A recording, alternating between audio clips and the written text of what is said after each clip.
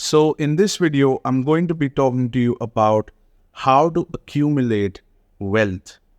And this is something that's coming from several high net worth individuals that I've been around, including a man who was worth around 500 million pounds, and he owned several five-star hotels in the UK. In fact, he was one of the richest UK-based refugees that lives in UK, and he has done deals with Hilton hotels, and he owned a private jet, and he invited me to his house.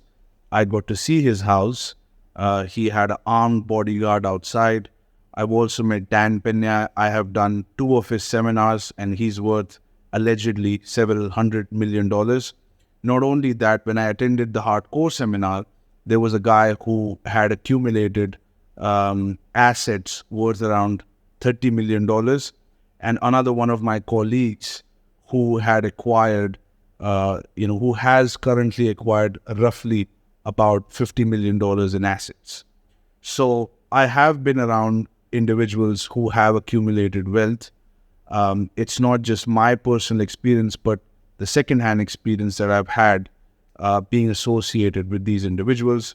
I myself have been involved in several high-profile, multi-million-dollar negotiations, including a $3.5 million, $10 million, $25 million, and even $125 million companies. And I have been involved with these owners, and I had a lot of understanding from that too. So I'm going to be sharing with you how do you accumulate wealth. And there is only one way to do it. Just one. And no matter what pathway you take, you have to end up at this place. And that place is ownership in cash flow producing assets. You want ownership in assets. That's the definition of being rich. When we say that somebody is rich, what we mean is that that person has ownership in several highly valued assets. That's what it literally means. An asset is something that produces cash flow. So one thing is the ownership, is the shares, accumulated shares in various companies, and then the cash flows that get produced from that. Now, the purpose of the cash flow part of it is you pay off your expenses and live a nice life. But the real wealth exists in the ownership in companies, when you can sell the shares of these ownerships, and then you can experience and gain, have capital gains through these ownerships. So that's really the goal of wealth building. That's really the pathway to wealth building, is ownership in assets. I don't know a single person who has gotten rich just being an employee of the company. Employees just have a salary, that's it. And all the high-profile executives that you might know of, for example, CEO of Google, Sundar Pichai, his wealth does not come from him being an employee, which is the CEO of the company. His wealth comes from, he's a CEO, and also he's a shareholder in Google. And similarly, Elon Musk, he was the CEO, he was also the shareholder, and probably he held chairman positions as well. So he had multiple hats. None of these guys were extremely wealthy, even though they have the optics of an employee and they're registered as an employee. They have multiple roles. They also have ownership in the company. And that's where the wealth comes from. You want to get to the top, and that's the top level of the company. So I'm going to be explaining various levels of the company, and you decide which level are you at right now and which level do you want to get to. So first level is the lower level employee. This is where most people exist. You have, you get a basic salary and you trade your skills and knowledge in exchange for a salary. That's a way to pay your expenses. Salary is a way to pay expenses. That's what the salary is for. Pay your personal expenses. It's not designed for you to accumulate wealth or have any degree of control. It's literally there for you to pay expenses. And that's one form of wealth. But what about ownership? I'm going to get to that. Second level is the senior executive level. Then in this level, your salary is a little bit higher. You make a nice salary and you live a happy life for a while. Okay, that's the senior executive. Then you have the board level, where you are a director of the company and you have significant amount of power and control. You could be a director of the company and still not be a shareholder, because that's the top level. You just play an important role in how to govern the direction of the company. That's your role. It's not technically an employee, but it's still considered at that level, employee level. Above the board of directors, you have the shareholders, and these are the monarchs in a company. These are the people who make the most amount of money typically. And this is the level that you want to be in. And not only that you want to be in one company, you want ownership in several companies. And that's how people have accumulated wealth. It could be a company or a real estate. It doesn't matter what asset it is, but you want ownership. You don't want to stay at this level. I'll give you an example. I know one of the very high-profile executives. He was a CFO for $400 million company. He happened to be my business partner. And he told me that, Prithvi, one of my regrets in my whole life has been that I've always been an employee and I couldn't be a shareholder. And he was a senior partner in one of the big accounting firms, one of the big four accounting firms. And it's generally, people have a dream of working in these firms. People have a dream of, working for one of the big banks or big accounting firms. And he achieved the dream. He was an employee in this company. And he said that I have done around 6 or 7 IPOs. Some of them were billion-dollar IPOs. And he said that one of his biggest regrets in life was that he was a consultant in those IPOs. He was an advisor in those IPOs, but he wasn't a shareholder. Because if he was a shareholder, he would have significant amount of wealth. So throughout his life, he was a high-paid executive. He got paid amazing salaries, and he would spend the salary and he would live a large life. In fact, he had lived in penthouses, rental penthouses, but still penthouses that was paid for by the company. And he lived a nice life. But at the end of his life, he was in his late 50s. He said he did not accumulate significant amount of wealth. When he left the company, he had cash flow problems. And this is what happens to most of the executives. And I'm talking about somebody who was significantly successful executive, but that's the top of the employee level. And now he realized the importance, and he was like, holy shit, I need to start having equity in companies. I need to start having ownership in companies. And when I presented him the opportunity, he jumped on it and he said, this is what I want. And he expressed that this has been his regret. So he took about 25, 30 years to realize that he should have invested himself to accumulate equity in companies. And he didn't do that. And now he's doing it, and he has equity in several companies. But he started very late. And he said this has been his regret. That he started from the bottom and he's trying to climb his way up, and he's already 58 now. So you don't want to do that. You don't want to stay at the employee level, even though you may be receiving high salary. There may be a potential for you to make a high salary. You're never going to accumulate wealth by increasing your salary.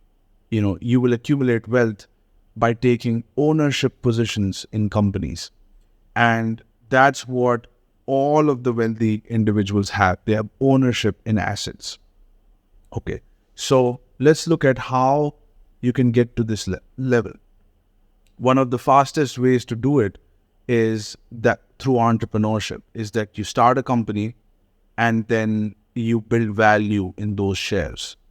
And that's one of the ways a lot of the people do that. But that tends to be extremely risky, capital intensive, and time intensive also. So there is another thing that you do is, another thing that people do is that as they make salary, they pay off their expenses, and whatever is the surplus cash, they use this cash to buy stock in public companies. Here is the thing. Now, this is what most of the advice that's out there is, that keep your expenses to minimum, and whatever is the surplus, you invest in the stock market.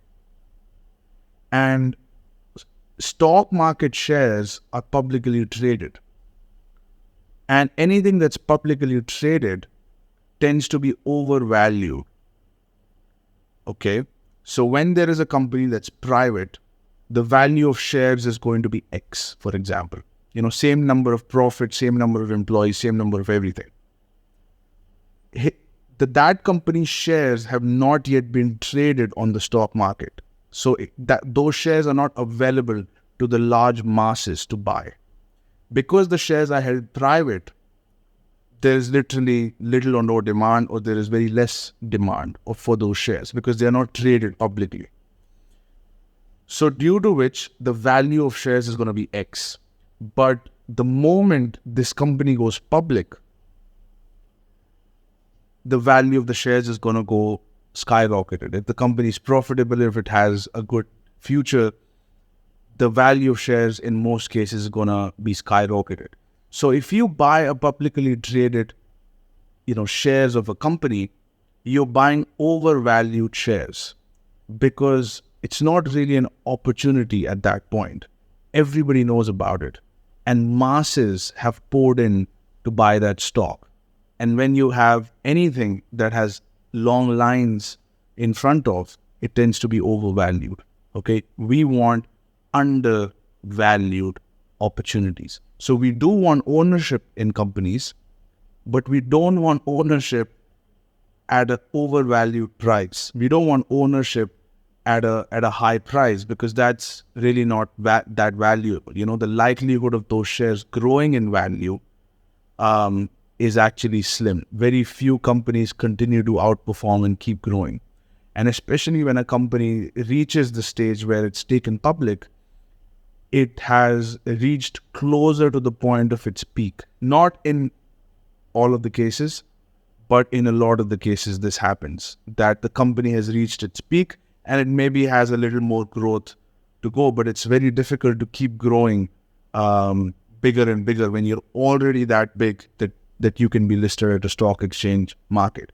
So the growth potential is low for these companies, and the shares have been traded publicly. So it's overvalued, and the growth potential is there, but it's harder to grow once you've grown to already a significant size. For example, Meta, it's harder for Meta to keep growing at this point. It's kind of peaked. So that's my point here. So that's one form of ownership, is publicly traded companies. And this is what most people have access to. You set up an account and you put your couple of dimes and you buy shares of this overvalued company. That is not the way to get rich. What you want is, you want to buy shares of valuable companies at the lowest price possible, and then you let them grow over time, in value. So how do you do that? The best type of ownership that you can have is in private companies, small private companies. When I say small, I mean $1 million to $5 million, $1 million to $10 million. That's the range where it's a private company. The founder has been running it with a few of his employees and generating nice cash flow. It's got a decent infrastructure, but the shares are not publicly traded. So people actually don't have access to buy these shares. And, they don't know how to run these companies, manage these companies. and very few people go in and invest in these companies. So that's the niche where you want to accumulate the shares. Once you have accumulated the shares, you can then trade it at the public market and then experience the growth that comes when the masses want those shares. But before you take it to the masses, if you have the control upfront, when these companies are small and you start consolidating these companies and these shares, and then eventually you take it to the market, then you experience a hyper growth in your wealth. And that's how a lot of the billionaires have created their wealth, is that they had shares in these companies, and when they took them public, that's when a lot of their wealth is created. So to summarize, you don't want to be just an employee. You want to be at the shareholder level. And when you buy the shares, you don't want to buy in the publicly traded market, because that's an opportunity everybody has exposure to. You want to find public companies. You want to find private companies. Private companies that nobody knows about. I can guarantee you that a $1 million, $5 million business in your city, globally, nobody's going to know about it. Even in that city, nobody's going to know about it. I'll give you an example. I met a $25 million company, and I asked, do you know this company? I asked one of my directors, and he said, no, I didn't know. And he had been in the region for a long time. Because there are many companies which are far bigger in size, $100, $200 million healthcare companies, that a $25 million company, not everybody's going to know about. So because nobody knows about this little company doesn't mean it's not valuable. That company is extremely valuable, but you could buy that company at a lower price.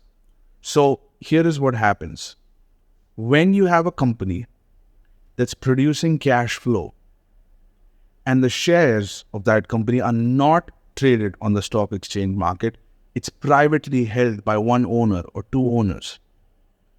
It's got rich cash flow, and the shares are private.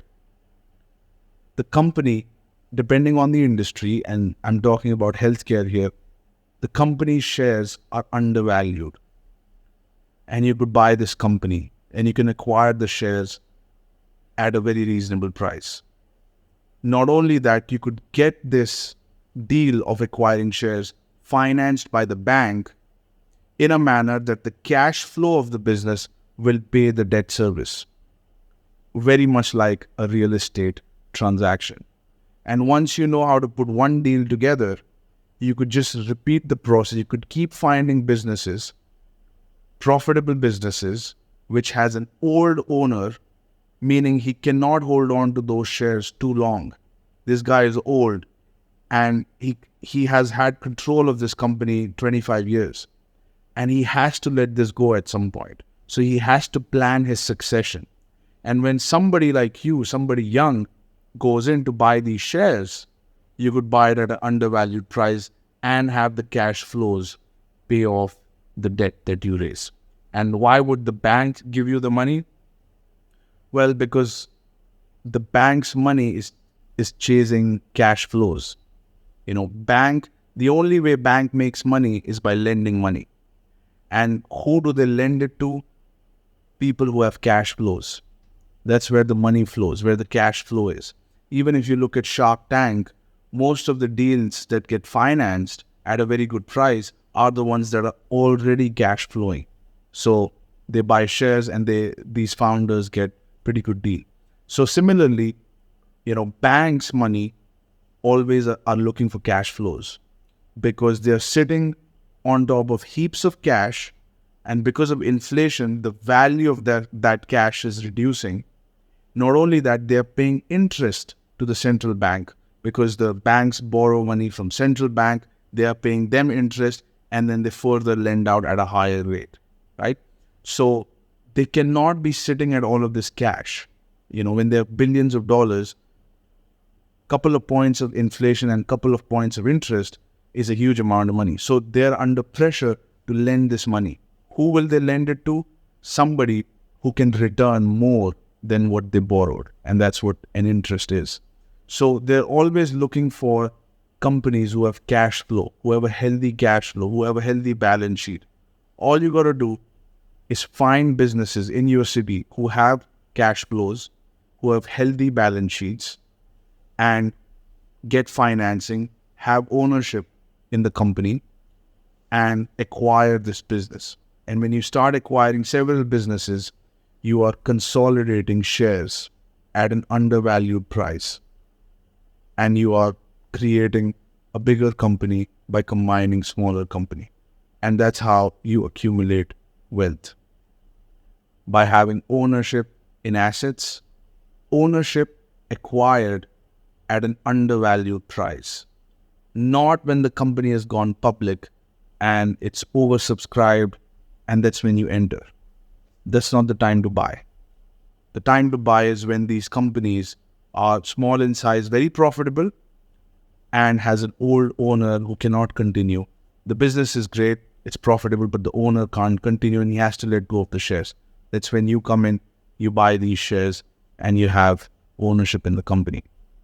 Once you have a big enough company, you could sell this portfolio of companies to an investor, to a sophisticated investor or a fund who is also sitting on top of heaps of cash, and they need to allocate this cash and acquire assets, acquire bigger assets. And they will buy this company much more than what you had paid for. And assuming that you're still profitable, you manage the portfolio well with your, team of board members, and then you can participate in the exit. So, and while you hold the portfolio, you will have cash flow. You can pay yourself a nice salary to pay for your expenses. And whatever the surplus is, you can keep buying companies and keep accumulating wealth to ultimately sell and liquidate your interest, So that's how you accumulate wealth. Some people do this with real estate. I wouldn't recommend doing it in real estate right now because the market is under collapse for several reasons. Maybe I'll make another video on that. But companies, especially healthcare companies, and healthcare is a sector that's going to be growing over time. Privately held, $1 to $10 million companies in healthcare, you could start acquiring and accumulating equity in these companies and participate in the cash flow and ultimately in the exit. So that's how you accumulate wealth, by having ownership in assets at the right price. If you enjoyed the video, hit that subscribe button, and I will talk to you soon.